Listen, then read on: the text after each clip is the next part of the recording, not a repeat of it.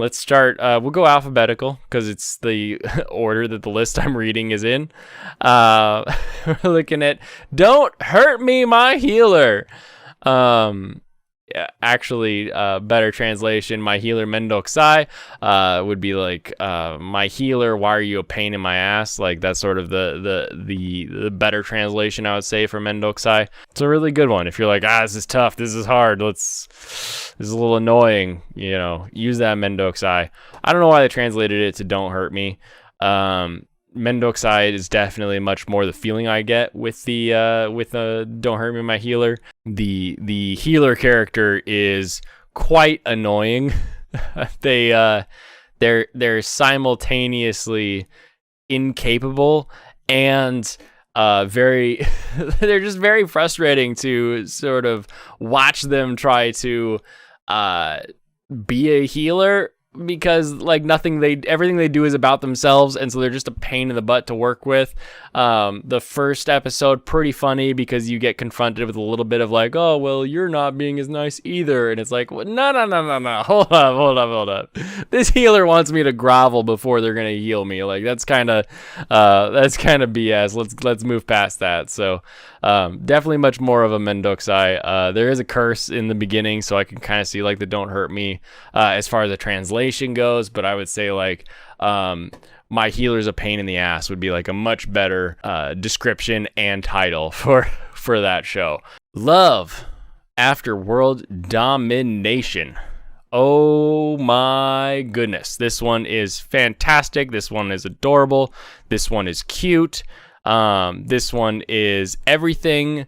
Everyone, we'll get to some of the other shows that we're going to chat about here in a little bit, but a lot of people have been showing Shikimori and Spy X Family as kind of having the next cute girl, or like with Shikimori, it's more of like a waifu. Like these are going to be the ones that sort of dethrones Dress Up Darling.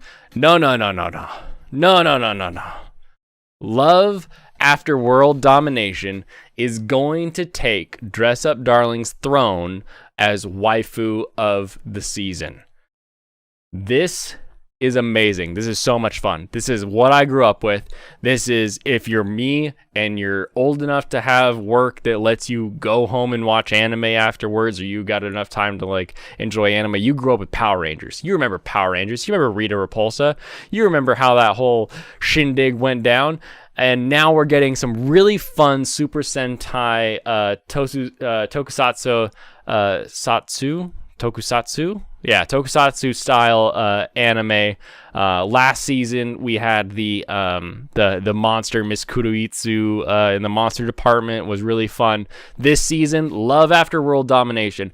Not only is it fun with that whole Power Rangers versus the evil baddies, but we also have this love story where they are just adorable. They are super cute. And to quote Reddit, she doesn't wear pants, so it makes it all the better. That is going to be this season's Dress Up Darling, purely because you're going to get that extra little ecchi bit that's going to keep this on your Twitter timeline, on your Reddit memes. This is going to be what carries through for the season. Their love, their forbidden love, that Romeo and Juliet, that is going to bring us through for the entirety of the season. They're going to be the top waifu of the game this season. Love After World Domination. I'm throwing it down now. That's the one. Keep your eye on that. I'm throwing all the cards out. I'm throwing all my chips. Everything's on red for me, if you know what I'm saying. Next, we watched Shikimori's Not Just a Cutie. She's not just a cutie, and I'm torn. And I also wonder if her being or not being a cutie is important. It feels... Okay, I'm gonna go back with this one. I'm gonna go a little deep. This is gonna take some time. I have a friend who never watched anime growing up, and then somehow ended up on a podcast where they would talk about anime. And so he was the guy that watched a show that had never seen anime before, and they would just kind of ask him what he thought about a show. And he was on this podcast, and they were watching Attack on Titan, like the first season. And in that scene where Sasha, her eyes turn red and she jumps over and grabs the potato and eats that potato, and everybody starts the Sasha potato memes, all of that kind of stuff. My friend was convinced that this was some sort of like werewolf, or maybe she has a Titan power or something like that show. I feel the same way about Shikimori. I think Shikimori has something going on, and I can't tell if it's just a show saying like, no, she's just an in charge and in control woman and he's an idiot guy, and that's what the dynamic is, or is she some sort of super powered crazy girl, because she isn't just like good at stuff, like she's perfect at stuff. And the fact that she's able to come in and do some of the moves that she's able to do, play in some of the games that she's able to play, it really, it goes past that like believable, this is sort of funny because she's really good at stuff, and goes into the what is his name? Who is the guy that is like great at everything? Hold on. Anime perfect boy. What if I just do that? Yep, there he is. Sakamoto. Okay. Sakamoto, everything he does is perfect. Even when he starts to fail, he does it perfectly. Even if he starts to fall, he does it perfectly. Like, everything's perfect that he does. I really am getting those feelings as far as Shikimori goes, where I feel like she's working perfectly and everything she does is perfect. And I'm wondering if that's going to be a plot point where it's like, why is Shikimori so perfect? Are we going to get some sort of like, she's some kind of, it's anime. She could be a trained spy from out of the country for all I know. But she does things that make it seem like she's not just a high school girl, and she's really freaking good at everything. Are they just really overplaying the idea that she's really good at things and she has to be the one to protect him? Or are they going to go with this other role? I am an anime only watcher on this one, so manga spoilers in the comments if you want to. I'm not going to read those necessarily, but I'm quite enjoying Shikimori. I think it's going to be fun, but I don't see the memes panning out. I don't see them turning into dress up darling tier memes, even though everybody's saying, no, she's the next waifu that's going to be of the season. They're going to have to really crank it up. To be honest, they're going to have to turn up a little bit of the ecchi to get them into a point where they're going to be the next series of memes over dress up darling. Because dress up darling just right out of the gates was like, nope, we are going to have the cutest couple doing cute things, and it's okay if we see a belly button. All right, that's okay. We're gonna live through the belly button, and I don't see that from Shikimori yet. We'll see if it ends up being that way. Skeleton Knight in Another World. First episode's the first episode. I'm seeing a lot of comparisons to Goblin Slayer.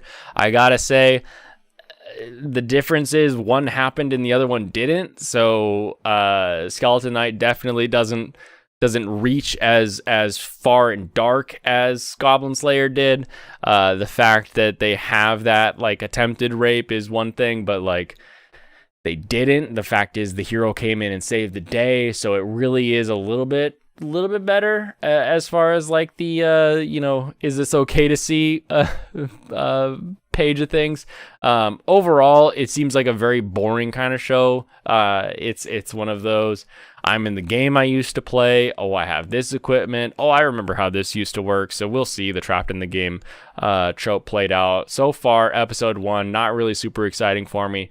It's interesting enough that I'm going to go ahead and keep going, because I do like it when you get the like, oh, I'm the good guy, but I'm a skeleton. What's my life going to be like in this new world? We'll see where it goes from there. Next update, we've got Spy X Family, or Spy Family, or Spy Cross Family. I don't know how or where you want to say this. However, episode 1, adorable. Already, we've got some really funny people to make fun of who are taking this show in a completely the wrong direction. But as the show stands itself, this is fantastic. I love the spy idea. I love that it's immediately taken into the ESP range, where we've got the spy, we've got the mind reading. We don't even have the mother yet in the first episode, but we're really starting off strong with the dad who's the spy, and it's just like, This is so much fun. I can tell already this show is going to be a load of fun. I was talking last time about whether or not was it Daimon? I was thinking Daimon would hit that sort of sweetness and lightning range. But Spy X Family, this is going to be sweetness and lightning, the spy thriller. Like, I really see this as having that extra little bit of like plot and motivation and stuff going on, that it's going to hit that sweetness and lightning level and then some. I am super stoked for this one. Quite enjoying it so far. I don't know how long the manga goes, but I hope that this show has like a good 2 seasons, maybe a 3rd season. I think a 2-season show would be really good for it before it starts to sort of wane a little bit. But the first season here should be very exciting, very fun. Dawn of the Witch. I like this show in concept. It has some very like, oh, I'm 300 years old, but I look like elementary school, and there's my undies. It's like, all right, come on, anime. We've done this before. We don't need to take this one again. But at the same time, his classmates are really interesting. I like the idea of like the best girl in class and the worst guy in class that have to go on this journey together, and they're sort of bouncing back and forth as far as what their magic does. Right off the bat, the world is interesting. The idea that this is a very early world to magic is very interesting, where people are still persecuting witches and mages. So the idea right off the bat is like, we got to stop the persecution, so let's make it so that we're interesting and exciting and people like us. I'm quite enjoying that idea. I think it's going to go good places. I think it's going to be fun. I do have to say it's a little whole every time that the Dawn Witch is in the frame. It's like, come on, really? But anime is anime, and it's just drawings on the page. In the heart of Kunoichi Tsubaki. This show is going to be fun. This show is going to be silly. This show is going to be cute.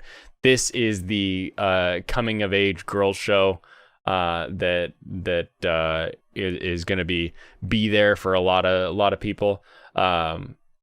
This is Vandred.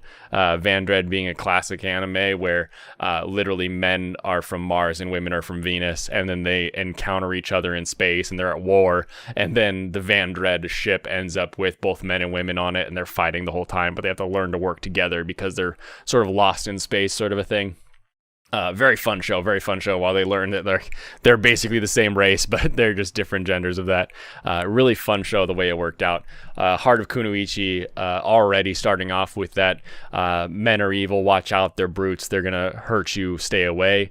And we immediately jump into our main character, who for some reason, having never met men, just has this like blushing, emotional, I really want to see a man, I really want to know what a man is, the aerial, like what's on the other side of the ocean.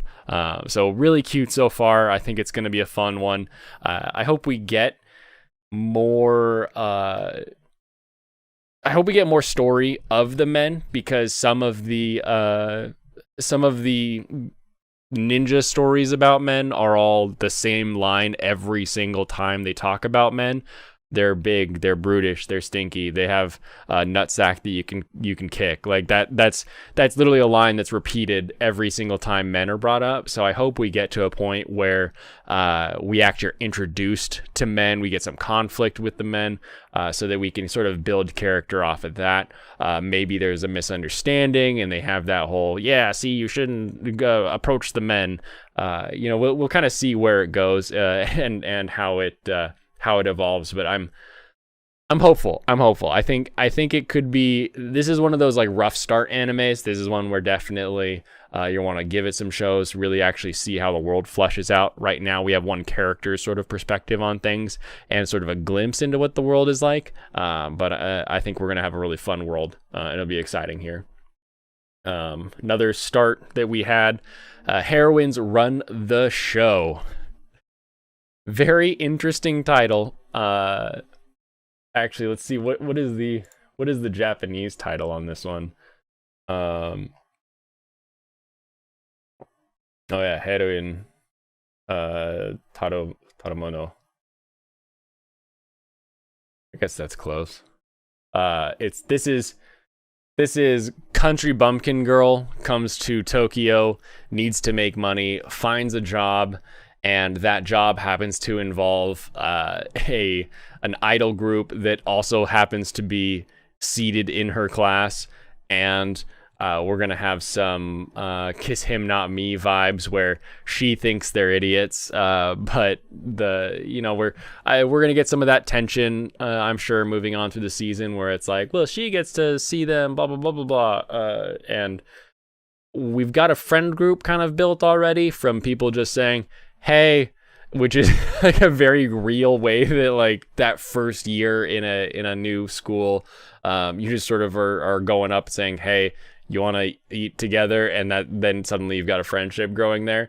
So even though they're very different as far as like the character model and sort of the trope that they're coming from, I think we've got a solid friend group for her, but I can see some cattiness with the rest of the class is going to start growing. Maybe some of the other classes that are coming in and wanting to look at the idol boys.